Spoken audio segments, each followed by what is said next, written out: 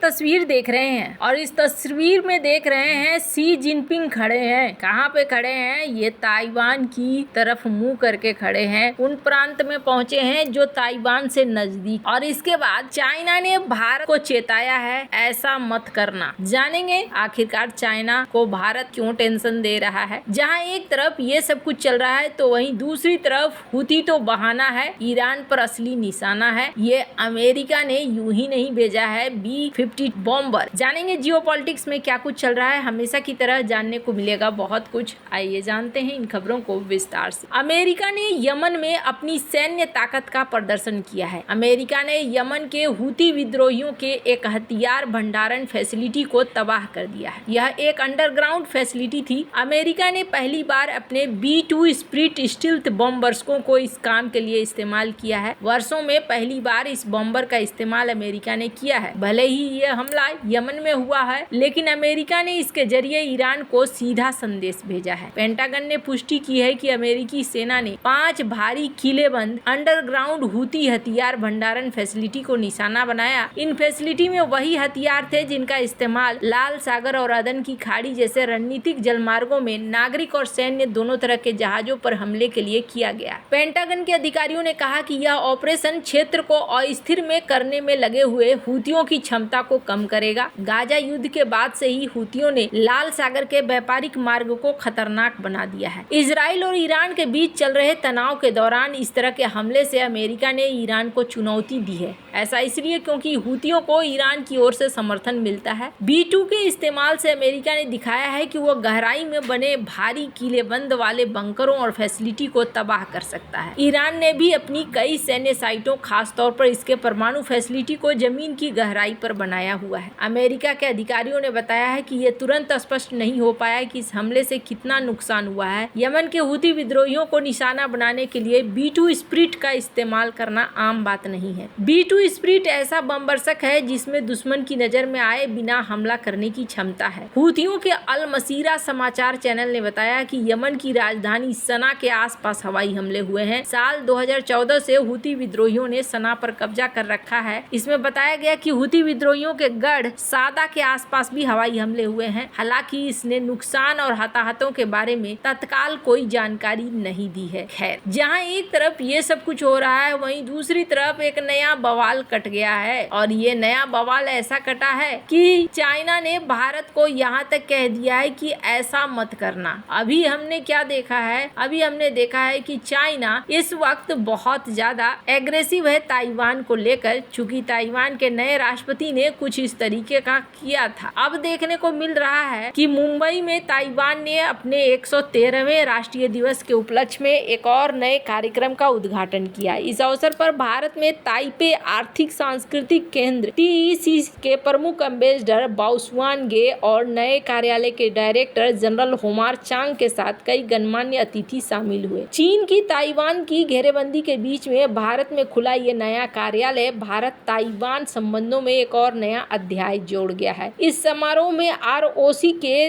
विदेश मंत्री सियाचुंग लिन ने एक बधाई संदेश भेजा, जिसमें उन्होंने हाल के सालों में भारत और ताइवान के संबंधों में हुए उल्लेखनीय प्रगति पर जोर दिया। उन्होंने कहा कि मुंबई में TECC का उद्घाटन ताइवान की नई साउथ पॉलिसी और भारत की एक्ट ईस्ट पॉलिसी के सफलता को दिखलाता है। इससे दोनों देशों के द्विपक्षीय संबंधों को और मजबूती मिलेगी। मुंबई में ताइपे आर्थिक और सांस्कृतिक केंद्र भारत में ताइवान का तीसरा कार्यालय है। इससे पहले 1995 में नई दिल्ली और 2012 में चेन्नई में TECC कार्यालय खोले गए थे। नया कार्यालय महाराष्ट्र, गुजरात, मध्य प्रदेश, गोवा सहित 4 प्रमुख पश्चिमी भारतीय राज्यों के साथ साथ दादर, नागर हवेली और दमन एवं दीव के केंद्र शासित प्रदेश की सेवा करेगा। भारत और ताइवान के बीच लोकतांत्रिक मूल्यों की साझेदारी है और हाल के सालों में सहयोग और लोगों के बीच संपर्कों के माध्यम से इनके संबंधों में लगातार सुधार हुआ है। आगे देखते हुए ये नया कार्यालय द्विपक्षीय आर्थिक, तकनीकी, शैक्षिक और सांस्कृतिक आदान प्रदान को बढ़ावा देने का कार्य करेगा, ये माना गया। भारत और ताइवान के बीच में हाल के दिनों में कई तरह के समझौते भी हुए हैं, जैसे कि भारत और ताइवान के बीच में सेमीकंडक्टर को लेकर भी यहाँ पर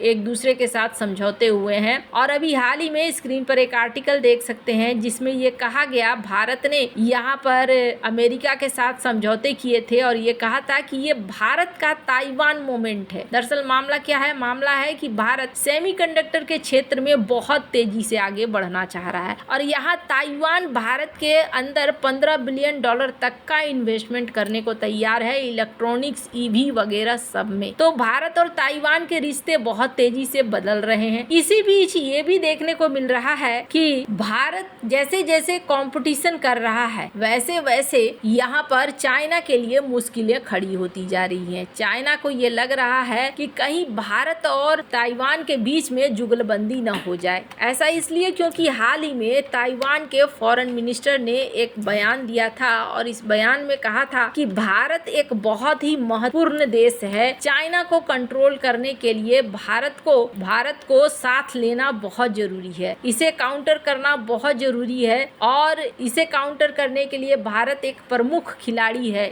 यहाँ पर स्क्रीन पर आप आर्टिकल देख सकते हैं। इन्होंने कहा था कि लाइक माइंडेड देशों को जो एक तरह का सोचते हैं, एक तरह का करते हैं, उनको साथ आना चाहिए। वहीं एक और चीज देखने को मिली थी और देखने को मिला था कि ताइवान चाहता है भारत के साथ संबंधों को इस स्तर पर बनाया जाए कि जो ग्लोबल सप्लाई चेन का एक बड़ा हिस्सा भारत के होता हुआ भी गुजरे। भारत के साथ ये संपर्क को बनाए रखना चाहते हैं और ये चाइना को बिल्कुल भी पसंद नहीं है। स्क्रीन पर एक आर्टिकल देखिए, ग्लोबल टाइम्स ने इस आर्टिकल को छापा है और इस आर्टिकल में ग्लोबल टाइम्स ने क्या कहा है, ग्लोबल टाइम्स ने भारत को एक तरीके से चेताया है और याद दिलाने की कोशिश करी है। भारत को ये कहा है कि आप थोड़ा ध्यान दो, आप ताइवान के साथ बहुत ही ज्यादा नजदीकियां ला रहे हो, ये बिल्कुल ठीक नहीं है। इन्होंने कहा कि हम किसी भी देश को जो ताइवान के साथ अपने संबंधों को बढ़ाने की कोशिश करते हैं उसका हम विरोध करते हैं। इनकी जो प्रवक्ता है माओनिंग, इन्होंने कहा